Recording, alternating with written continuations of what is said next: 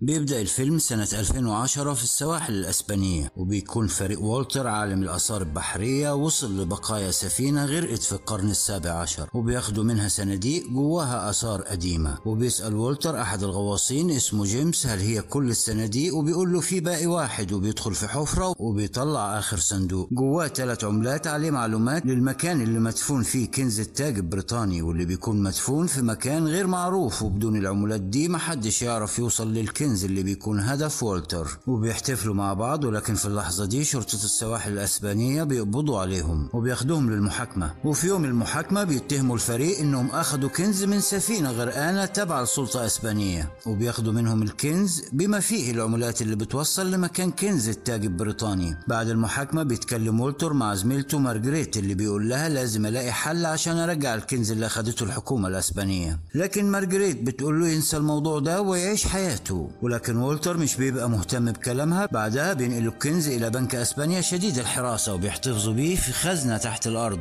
مصنفة على ان هي اقوى وامن خزنة في العالم. وبنروح لبريطانيا وبنشوف توم جوه جامعة كامبريدج، وهو طالب الهندسة العبقري واللي قدر رغم صغر سنه انه هو يحل مسألة هندسية كبيرة لدرجة ان شركات كتير بتعرض عليه انه يشتغل معاهم بسبب عبقريته مقابل راتب كبير، لكنه بيرفض. وبيجي الليل وبيكون توم قاعد في مطعم بيتعشى مع ابوه، واللي بيكون مستغرب من توم انه رافض كل العروض المغرية اللي بتنعرض عليه. لكن توم بيقول انه عنده اهتمامات تانية وانه مش عايز يبقى مجرد موظف. فجأة بتجي رسالة من شخص مجهول وبيقول له انه عايز يقابله لانه هو هيحقق له فرصة عمره. فبيقول توم لابوه بانه هو هيقوم يشم شوية هوا، ولما بيجي يخرج من المطعم بيلاقي الجرسون بيلبسه البالطو بتاعه، فبيلاقي جوه جيوب البالطو عملة معدنية وكارت مكتوب فيه عنوان. ولما بياخد توم تاكسي وبيروح على المكان ده وبيدخل فبيلاقي حفلة كبيرة ومش بيكون عارف هو هيقابل مين. فبتيجي لورين اللي بتكون سارقة محترفة ومتنكرة في شخصية تانية، وبتطلب من توم يجي وراها وبيقابلوا راجل فبتسرقه في ثواني من غير ما يحس. فبيلمحها توم ولكنه ما بيتكلمش. وبعد ما بيمشي الراجل ده بيسألها توم ليه عملت كده، فبتقرب منه لورين وبتحط المحفظة في جيبه وبتقول له انت قدام خيار من 2، الاول ان انت تروح لصاحبها وتقول ان انت لقيتها على الارض، والخيار التاني فبتقول له ان انت تسيب المحفظة في جيبك وتاخد الفلوس. فبيوافق توم على الخيار التاني وبيحس بحماس غريب، وبتاخده بعدها لورين وبتودي مطعم، وهناك بيقعد توم مع والتر وبيعرفه اكتر بنفسه وبيعرض عليه مهمة صعبة وهي سرقة الخزنة اللي في بنك اسبانيا. ولكن لما بيحكي والتر لتوم تفاصيل عنها بيرفض توم في الاول وبيقول له انا مجرد مهندس، ولكن والتر بيقول له انه شخص عبقري وان الخزنة اللي عايزه يسرقها له مصنفة بان هي اصعب خزنة في العالم، وبيقنعه اكتر بانهم اذا قدروا ينجحوا في العملية دي هيخليه راجل غني جدا. فبيوافق توم.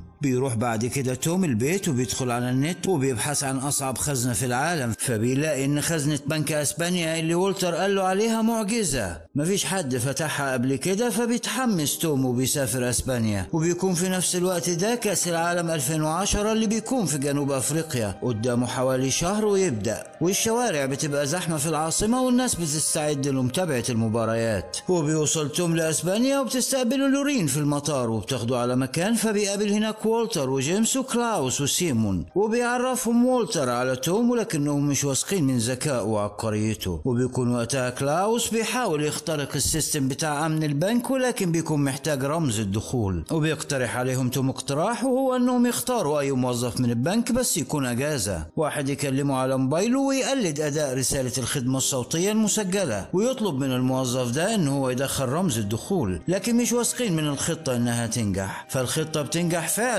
وبيقدروا يخترقوا كاميرات المراقبة في البنك. وبيروح بعدها جيمس وسيمون ينزلوا الأنفاق عن طريق محطات المترو عشان يشوفوا فين أقرب نفق يوصل لمكان الخزنة. وبنرجع تاني لغرفة العمليات وبيشرحوا لتوم إنه بنك مستحيل سرقته لأنه جدرانه كلها مجسات حرارية بتلقط أي حركة مشبوهة تعدي من جنبها، ولو حصل حاجة مشبوهة بيكون الأمن والجيش في دقايق وبيقدروا يسيطروا على أي نشاط مشبوه جوه البنك خصوصا. وبيوروا لتوم كمان صورة جوستافو مدير امن البنك، وبيقولوا له بانه هو راجل امن ذكي جدا لانه هو كان رئيس مكتب مكافحة الارهاب سابقا. وبيسأل توم هنسرق البنك ازاي؟ فبيقولوا له من تحت الارض عن طريق الانفاق، لان مدريد فيها انفاق كتيرة. وبيبدأ والتر يفهم توم طبيعة الخزنة، وبيقول له بان هي لها مفتاحين من اليمين والشمال فبيتفتحوا مع بعض في وقت واحد، ده غير ان هي بتتفتح ببصمة صباع جوستافو مدير امن البنك. وبيقول له كمان على الادوات اللي هيحتاجوها معاهم. فبيفهم توم كل المعلومات اللي بيقولوها له وبيبقوا جاهزين للعملية. ولكن جيمس بيقول له على سر الخزنة الخطير، وهو ان هي مصممة انها تكون سجن لاي حد يحاول يسرقها. يعني لو حد دخلها ومعرفش يقفل الجهاز بتاعها واتكشف مش هيعرف يخرج منها، وهيتحبس جواها لحد ما يتقبض عليه. وبيطلبوا حل للغز ده، ولكن توم بيكون عاوز يشوف الخزنة الاول قبل ما يفكر في حل ليها. وبيقرروا يبدأوا تاني يوم مرحلة لتجهيز العملية، وهو انهم يدخلوا البنك يجهزوا الحاجات اللي محتاجينها قبل العملية. فسيمون بيعمل نفسه موظف قسم الصيانة للبنك، وبيتصل بموظف الامن بتاع جراج شركة النظافة عشان يقول له بان البنك بيقول لهم ما يبعتوش عمال نظافة تاني يوم. وبيدخل توم وسيمون البنك على اساس انهم عمال نظافة، وبتدخل لورين وهي متنكرة على اساس انها خبيرة لوحات فنية، وبتتعرف على رئيس امن البنك وبتعرفه ان عندها جهاز بيكشف على اي عيوب موجودة في اللوحات. وبعدها بتخليه يمسك كوبايتها عشان يقدروا ياخدوا بصماته عليها، ويقدروا بعدها ينسخوا بصماته ويفتحوا بيها الخزنة بعد كده. وبنشوف لورين وسيمون وتوم حاطين سماعات عشان يتواصلوا مع والتر. وبيدخل سيمون لغرفة التحكم من غير ما حد يشوفه، وبيقدر يركب جهاز صغير. وساعتها كلاوس يقدر يخترق نظام البنك ويتحكم في كاميرات المراقبة عشان يخليهم ما يشوفوش اللي هم بيعملوه. وفي نفس الوقت ده بتدخل لورين لغرفة مدير البنك، وبيسجل كلاوس 20 ثانية وهي بتكشف على اللوحات بالجهاز اللي معاها. بعدها بيحط التسجيل ده على كاميرات البنك عشان تظهر قدامهم انها بتفحص اللوحات، لكن في الحقيقة بتفتح الخزنة وبتاخد اول مفتاح وبتنسخه. وبيدخل توم غرفة الاجتماعات عشان يكون فوق القبو اللي فوق الخزنة مباشرة، وبيكون معاه جهاز قراءة مغناطيسي عشان يعرفوا شكل القبو اللي في الخزنة. وفي الوقت ده بيدخل مجموعة موظفين بيعقدوا اجتماع. فبيكون جيمس في غرفة العمليات بيكلم توم، بيقول له خبي الجهاز ويمثل انه بينظف الأوضة، وبيقول له يخرج من تحت الطاولة. ولكن بيقرر توم انه هو يستنى تحت الطاولة ويكمل. وهنا بيفقد كلاوس السيطرة على سيستم البنك الأمني، وبالتالي بيفقد السيطرة على الجهاز اللي مع توم. فبيضرب جرس انذار في البنك كله، وبيبدأ الموظفين يخرجوا بسرعة. وبيكون قدام لورين في الوقت ده 50 ثانية بس على ما المسح بتاعها يخلص. وبتحصل فوضى في المكان، ورئيس الأمن بيدي أوامره وبيغلق كل المخارج اللي في البنك، وبيمنعوا الناس من الخروج والدخول. وكل الأمن وقوات الجيش بيستعدوا. وبنرجع للورين بعد 50 ثانية، ويكون المدير داخل لها المكتب عشان يخرجها. فبتكون لورين خلصت ونسخت المفتاح، ولكنها مش بتلحق ترجع المفتاح مكانه، فبتضطر تخبيه وتاخده معاها. وبيكلمها والتر وهي خارجة، فبيعرف منها اللي حصل وبيخليها ترمي مفتاح لتوم. وبياخد توم المفتاح ومحدش بياخد باله. وبيروح توم بعد كده بسرعة لحد المكتب وبيرجع المفتاح مكانه وبيقفل كمان الخزنة. ولكن كلاوس وهو بيقول له بأن الشرطية داخل عليه المكتب حالا، فبيحط سماعة في ودانه التانية ويعمل نفسه بيسمع أغاني، فعشان كده ما سمعش الإنذار. وده اللي قاله للشرطي وباللغة الأسبانية، فبتصدقوا الشرطية وبتخرجوا برا المكتب. في الوقت ده بيعرف جوستافو من المدير بأن الخزنة سليمة والبنك كله أمان ومفيش أي حاجة حصلت. وبيرجح بأن جرس الإنذار يمكن جاله اضطراب بسبب قطع فجائي في الكهرباء، ولكن جوستافو بيكون شاكك إن في حاجة مش طبيعية بتتحضر. بنروح بعد كده لغرفة العمليات لما بيرجع توم ولورين وسيمون، وبيكلمهم توم عن المعلومات اللي سجلها الجهاز عن القبو، وبأن الخزنة موجودة تحت خزان المية، وإنها مبنية على ميزان لو دخل حد للخزنة هيحصل زيادة في الوزن والميزان هيكتشف وزنه، وباب الخزنة هيتقفل من نفسه، وتبدأ الأنفاق تتفتح وتتدفق المية من الخزان لجوه غرفة الخزنة واللي جواها يغرق. وبيبدأ توم يفكر في حل عشان يقدر يدخل الخزنة، وسيمون وجيمس بيروحوا تحت الأنفاق وبيكتشفوا إن الخزنة موجودة على ميزان، وإن الجدار مبنية بخرسانة مسلحة من التيتانيوم، وهيحتاجوا 15 يوم للحفر، والمشكلة إنه قدامهم 8 أيام بس. وولتر بيتضايق ويقرر يسيب المهمة وبيروح لوحده ويبص لقدام البنك، وبيلاقي كل الناس بتتفرج على الشاشات الكبيرة والكاميرات موجهة ناحية المتفرجين عشان تراقب المكان. وبيكلم وولتر الفريق وبيقول لهم هندخل البنك من سطح البنك مش من الأنفاق، ويسرقوا البنك من فوق. وفي مونديال 2010 فعلا اسبانيا بتكسب وبتصعد للنهائي، وبيفرح والتر والتيم كله، لان ده ادالهم فرصة كبيرة عشان ينفذوا خطتهم، لان لو اسبانيا كانت خرجت كان وقتها ما حدش هيتفرج من الجمهور، وعدد الجماهير كانت هتقل بنسبة كبيرة جدا، وهترجع كاميرات البنك تاني لوضعها الطبيعي وتصعب العملية. وبيكون فاضل 4 ايام على ميعاد الماتش النهائي، وبنروح بعد كده لندن. جوه مكتب الاستخبارات البريطانية بيتصل والتر بمارجريت وبيطلب منها تساعده، لكنها بتقول له بان هي لازم تسلم الكنز للحكومة لان دي مسألة مبدأ. فبيعرض عليها والتر بنسبة 15% من قيمة الكنز، فبتضحك مارجريت كدليل على الموافقة، ولكنها بتكون مخططة لحاجة تانية خالص عشان تخدع بيها والتر. بنروح بعد كده لتوم اللي بيبقى قاعد في الأوضة وعمال يرسم تخيلات هندسية وبيرسم حساباته لحل معضلة الخزنة. فبتيجي لورين بتاخده وبيروحوا حفلة عشاء عشان تبعده من التركيز المتواصل بتاعه، وهناك بيقعدوا سوا. وبيعرف منها توم ان ابوها كان بيشتغل مع والتر زمان، ولما مات ابوها وهي في سن 8 سنين والتر بيرعاها. فبيسمعها توم، ولكن تركيزه بيروح للجرسون وهو بيرش نيتروجين سائل عشان يسقع المشروبات. فبتجيله فكرة عبقرية ويرجعوا على غرفة العمليات، وبيكون توم جايب معاه ميزان واسطوانة نيتروجين سائل، وبيحط كوباية مية مليانة فوق الميزان، فالميزان بيحسب وزن الكوباية بشكل طبيعي، وبعدها بينزل الكوبايات وبيروح مجمد الميزان بالنيتروجين. فبيتجمد وبيحط فوقه نفس الكوباية، فمش بيحس الميزان بوزنها، ولكن بيكون لها وقت معين لحد ما التجميد ده بيبدأ يفك تاني. وبيأكد لهم توم بان ده هيتطبق على ميزان الخزنة، ولكنهم هيحتاجوا لحوالي 500 لتر نيتروجين سائل عشان يقدروا يجمدوا العمدان المعدنية لميزان الخزنة. وفعلا بيبدأوا يجهزوا ليوم العملية وبيعملوا التجهيزات النهائية، وكل واحد بيبقى عارف دوره وبياخد وبينسخ مفتاحين شبه المفتاحين اللي سرقتهم لورين من البنك. وبيجي يوم النهائي المونديال ما بين اسبانيا وهولندا، وطبعا بيكون في جماهير كتير قدام البنك، وبتبدأ العملية وبيستعدوا توم وجيمس ولورين لدخول البنك. فبينزلوا من المبنى الموجودين فيه في سطح البنك، وبيعملوا فتحة صغيرة في قبة البنك وبينزلوا منها بالحبال. فبينزلوا من فوق لقاعة البنك، ولكنهم بينسوا يقفلوا الفتحة اللي فتحوها فوق، وبيمشوا في النفق في اتجاه الخزنة، وولتر وكلاوس بيدلوهم على الطريق.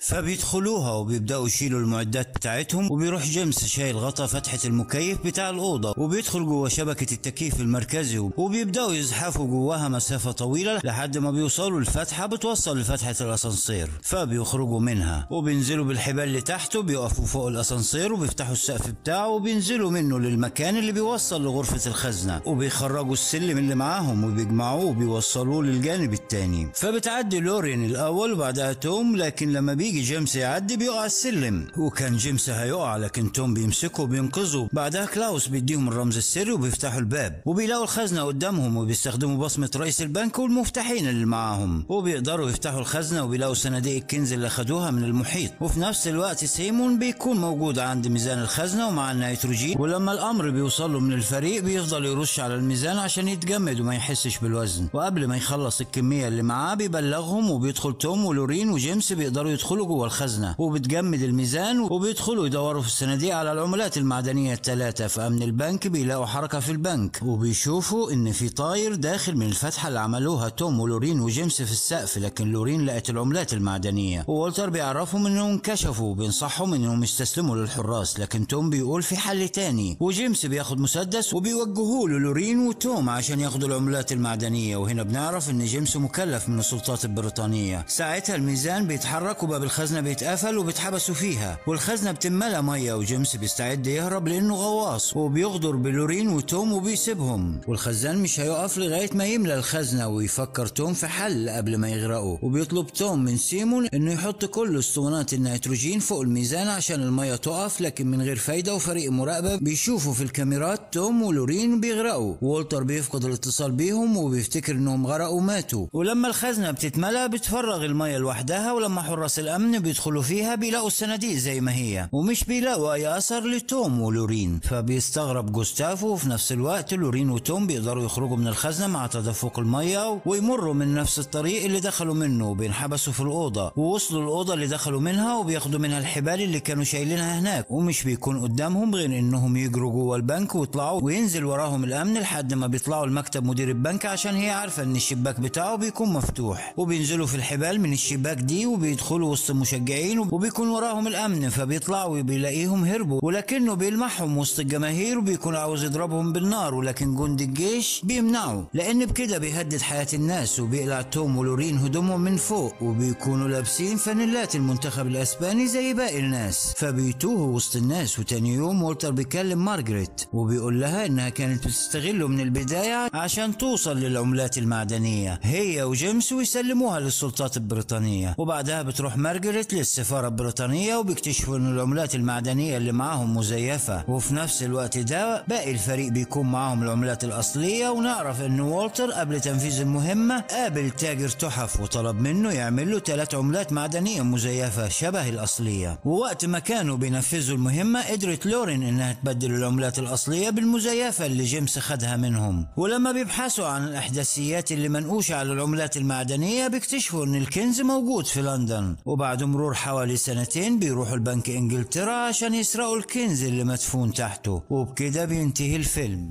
لو عجبك ما تنساش اللايك، وعشان تشوف ملخصات جديدة اكتر ما تنساش تشترك في القناة، قناة مامو أفلام.